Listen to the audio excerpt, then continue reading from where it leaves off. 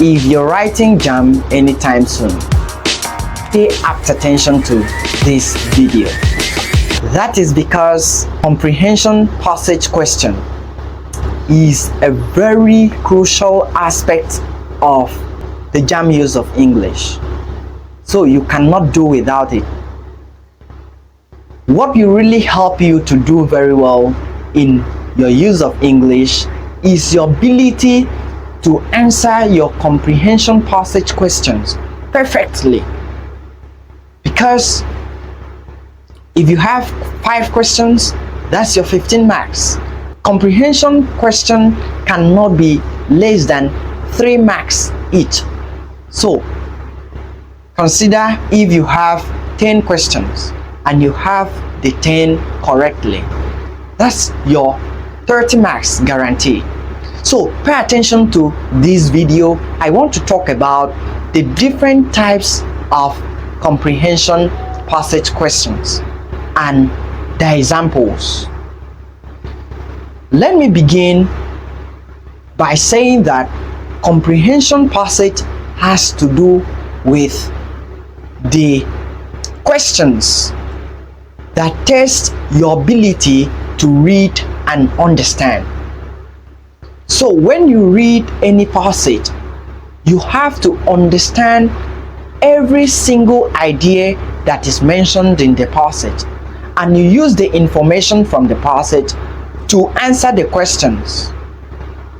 Note, information from the passage, not what you know about the subject matter.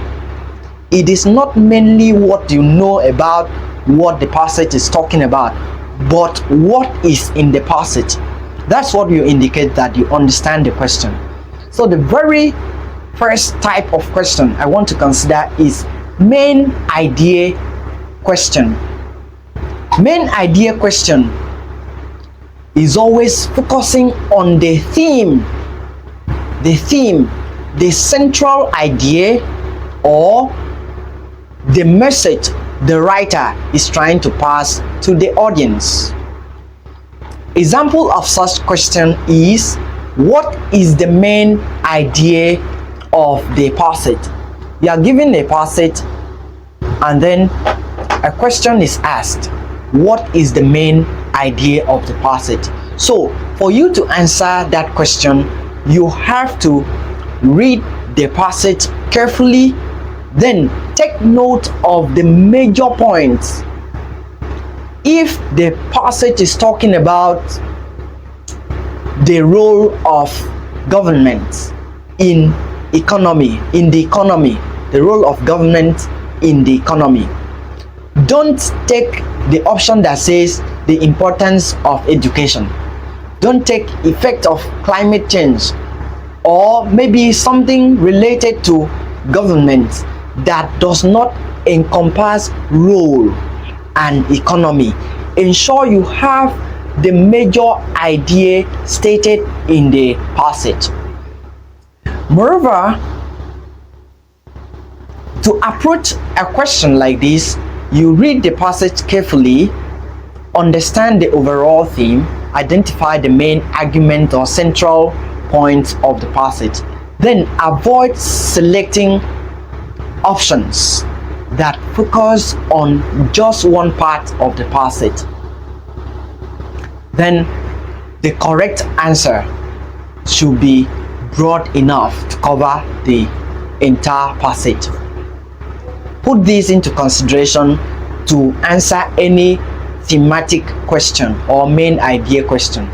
Another type of question I would like to consider here is specific detail question. This is another aspect of comprehension passage that is very pivotal. When you have a question like, according to the passage, what is one reason for the decline in wildlife population? You have according to the passage. That means the answer to this question is there in an aspect of the passage. So what you need to do is to scan the passage for the relevant section that discusses wildlife decline. Again, ensure your answer is directly supported by the passage. It should not be based on intuition or what you feel concerning the topic, but what is there in the passage. I'm saying that to say avoid assumptions or outside knowledge. Just allow your information to be based on the passage. Again, if multiple options seem correct, choose the one that best summarizes the details given. That is the best way to approach this kind of question. That is specific detail question. Again, let's consider inferential question. Inferential question is the kind of question that demands inference or deduction, from a passage. You're given a particular passage, and in the passage the answer to the question is not stated clearly. So all you need to do is to gather facts together to come up with the answer to the question. A typical example is based on the passage, the author suggests that pollution is, you have ellipses. That means you need to go back to the passage, read certain information concerning population, and get the implication of those information. So to approach this, you look for clues in the passage that imply but do not explicitly state the answer. That is, they suggest the answer but do not state it clearly. So you also pay attention to the author's tone and word choice.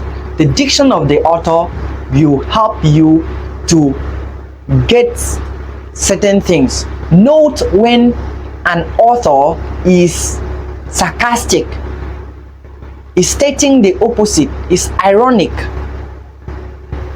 so that you don't mistake the information to be positive. Again, eliminate options that contradict the passage. Any option that contradicts the passage, eliminate it. So you can use elimination method when approaching comprehension passage question. Just look at the options, choose the ones that are not in line with the question, and do away with them first before you arrive at the final question. Another type of question I'd like us to consider is author's tone or attitude question. A typical example of author's tone or attitude question is, what is the author's attitude towards social media? You can deduce this by understanding the reaction, the approach of the writer towards the write-up. Tone has to do with the attitude of the writer towards the subject matter. Sometimes we say he is very harsh, he's not polite. You can only deduce that as a result of the way somebody is talking, the attitude of that person. So that is known as tone. So even in writing, you know when somebody is using a harsh tone. You know when somebody is using a sarcastic tone. You know when somebody is writing as if what he's writing does not concern him or her. In that case, the person is indifferent or neutral. So we have different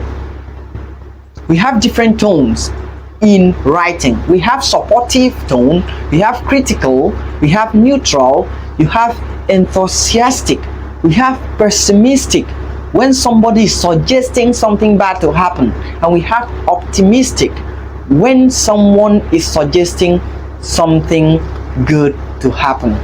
That's notwithstanding the state of the economy of our country, better days are coming. If a writer is using such tone, that means the writer is optimistic.